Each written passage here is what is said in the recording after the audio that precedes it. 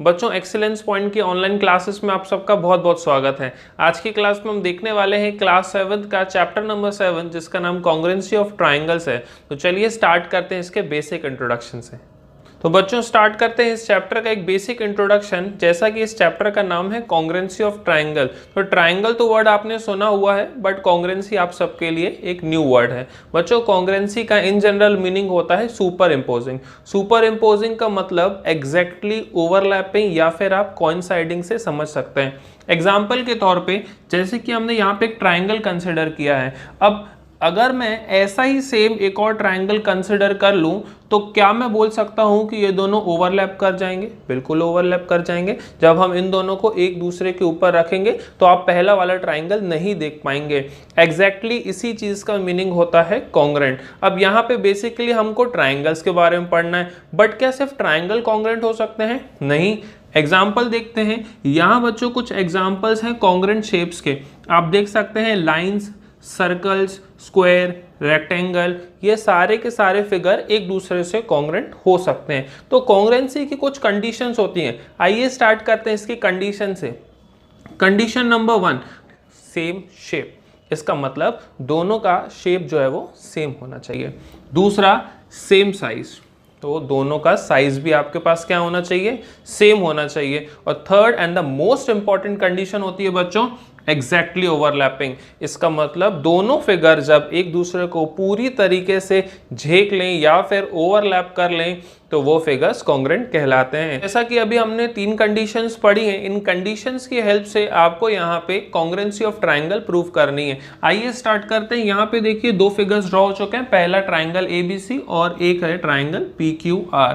अब आपके पास पहली कंडीशन क्या होती है? Same shape. इसका मतलब दोनों का शेप सेम होना चाहिए, तो ट्राइंगुलर शेप है, मतलब यहाँ पे कंडीशन फर्स्ट तो सेटिस्फाई हो गई।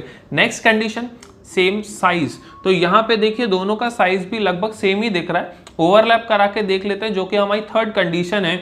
तो यहाँ पे आके ये दोनों मीट कर गए। मीट कर गए मतलब एग्जैक्टली ओवरलैपिंग भी ये हैं। तो फर्स्ट, सेकंड और थर्ड तीनों कंडीशन यहाँ पे सेटिस्फाई कर गए, इसीलिए हम यहाँ पे इनको कॉन्ग्रुएंट फिगर्स बोल सकते हैं। तो बच्चों मैंने जब आपको पिछली क्लास में बताया था तो मैंने आपको ट्राइंगल के पार्ट्स के बारे में बताया था।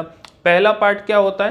पहला पार्ट होता है हमारे साइड्स। तो यहाँ पे साइड्स आ चुकी हैं बच्चों, टोटल 3 साइड्स होती हैं। नेक्स्ट होता है पार्ट एंगल, तो यहाँ पे 3 एंगल भी आ चुके हैं। और लास्ट होता है वर्टाइसिस। वर्टाइसिस मतलब जो कॉर्नर पॉइंट्स होते हैं ट्राइंगल के, उनको हम वर्टाइसिस बोलते हैं। तो अगर मैं बात करूं कि यहाँ पे दोनों फिगर्स अगर कॉन्ग्रुएंट हैं तो इनकी दोनों साइड्स भी आपस में इक्वल होनी चाहिए, पहली चीज, और सारे एंगल्स भी आपस में इक्वल होने चाहिए, ये होती है दूसरी चीज। तो यहाँ पे बेसिक चीजें आपको क्लियर हो गई होंगी। इसके बाद हम देखते हैं इसकी एक्सरसाइज। क्वेश्चन नंबर 1 हमारी स्क्रीन पे आ चुका है बच्चों। ये एक fill in the blanks type का क्वेश्चन है। आइए स्टार्ट करते हैं। क्वेश्चन में आपसे बोला गया है कंप्लीट द फॉलोइंग स्टेटमेंट। पहला स्टेटमेंट दिया हुआ है 2 line segments are congruent if. 2 line segment congruent होती है, कब हो सकती है? मैंने आपको बताया था कॉन्ग्रुएंसी का मतलब होता है एग्जैक्टली ओवरलैपिंग, और 2 लाइन सेगमेंट तभी कॉन्ग्रुएंट हो सकती है जब उनकी लेंथ इक्वल हो। तो इफ यहाँ पे आएगा if they have same length, तो यहाँ पे हम लिख देंगे if they have same length, और ये हमारे पास फर्स्ट स्टेटमेंट कंप्लीट हो चुकी है। नेक्स्ट, अमंग 2 कॉन्ग्रुएंट एंगल्स, अगर 2 एंगल्स आपको कॉन्ग्रुएंट दिए हुए हैं, one has a measure of 70 degree, एक की मेजरमेंट 70 डिग्री है, तो अगले वाले की मेजरमेंट कितनी हो जाएगी? तो बच्चों इसकी मेजरमेंट कितनी हो जाएगी? 70 डिग्री के बराबर हो जाएगी। नेक्स्ट आपके पास है when we write angle A is equal to angle B. जब हम एंगल ए बराबर लिखते हैं एंगल बी के, इसका मतलब क्या होता है? इसका मतलब ये होता है कि मेजरमेंट ऑफ एंगल ए बराबर होगी मेजरमेंट ऑफ एंगल बी के। तो यहाँ पे हमारा फर्स्ट क्वेश्चन कंप्लीट हो जाता है। अब देखते हैं नेक्स्ट क्वेश्चन। तो क्वेश्चन नंबर 2 हमारी स्क्रीन पे आ चुका है। आइए स्टार्ट करते हैं क्वेश्चन की सॉल्विंग। क्वेश्चन में आपसे पूछा गया है give any 2 real life example for the congruent figures. आपको रियल लाइफ से थोड़ा सा यहाँ पे ब्रेन अप्लाई करना है, सोचना है इस क्वेश्चन के बारे में कि रियल लाइफ में क्या ऐसे शेप्स हो सकते हैं जो कि कॉन्ग्रुएंट हो। तो बच्चों पहला एग्जाम्पल यहाँ पे हो सकता है A4 size paper. A4 size paper. आपने ऑब्जर्व किया होगा कि आप सबकी बुक्स वगैरह या कॉपीज भी जो रहती हैं वो A4 साइज के शेप में होती हैं। तो एक एग्जांपल ये हो सकता है। सेकंड हम बोल सकते हैं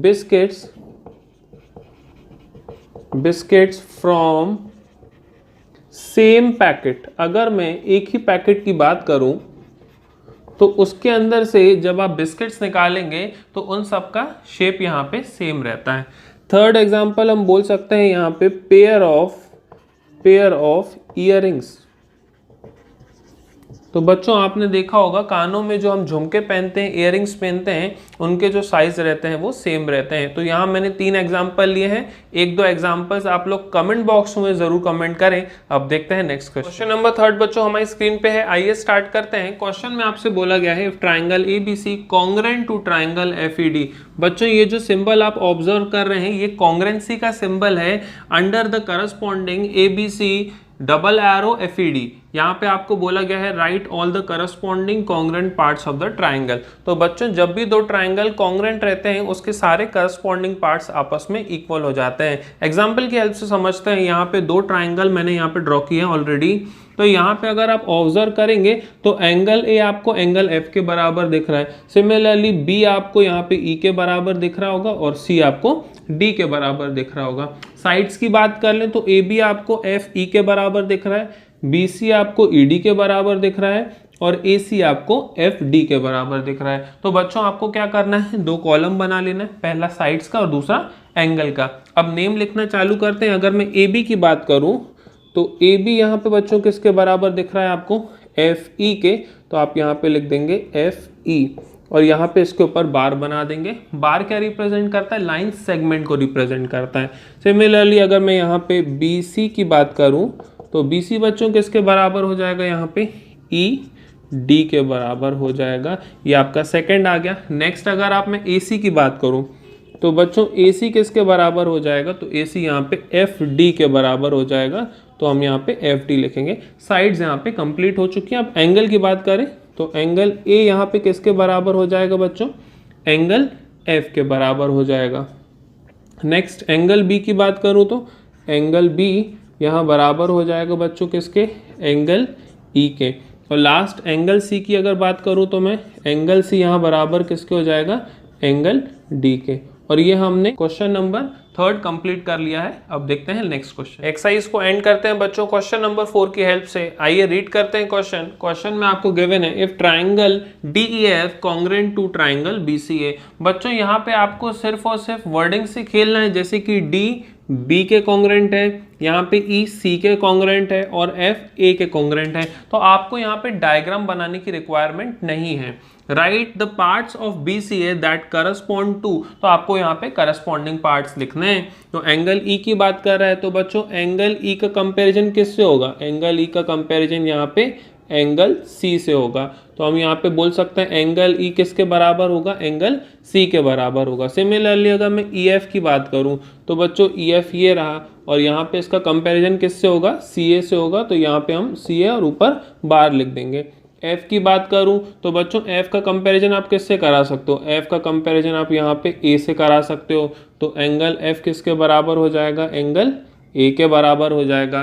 और लास्ट DF है बच्चों, तो यहाँ पे D और यहाँ पे F। तो DF का कंपैरिजन आप किससे करा सकते हो, BA से करा सकते हो। तो यहाँ पे आपके पास क्या आ जाएगा, BA। और क्वेश्चन नंबर 4 यहाँ पे फिनिश हो चुका है। एक्सरसाइज नंबर 7.1 यहाँ पे कंप्लीट होती है। अगली क्लास में आपसे मिलूंगा एक्सरसाइज नंबर 7.2 के साथ और सीखेंगे टाइप्स ऑफ कॉन्ग्रेंसी। देखते रहिए एक्सेलेंस पॉइंट क्लासेस, सीखते रहिए मैथ्स और मिलेंगे हम नेक्स्ट क्लास में। Thank you and have a nice day.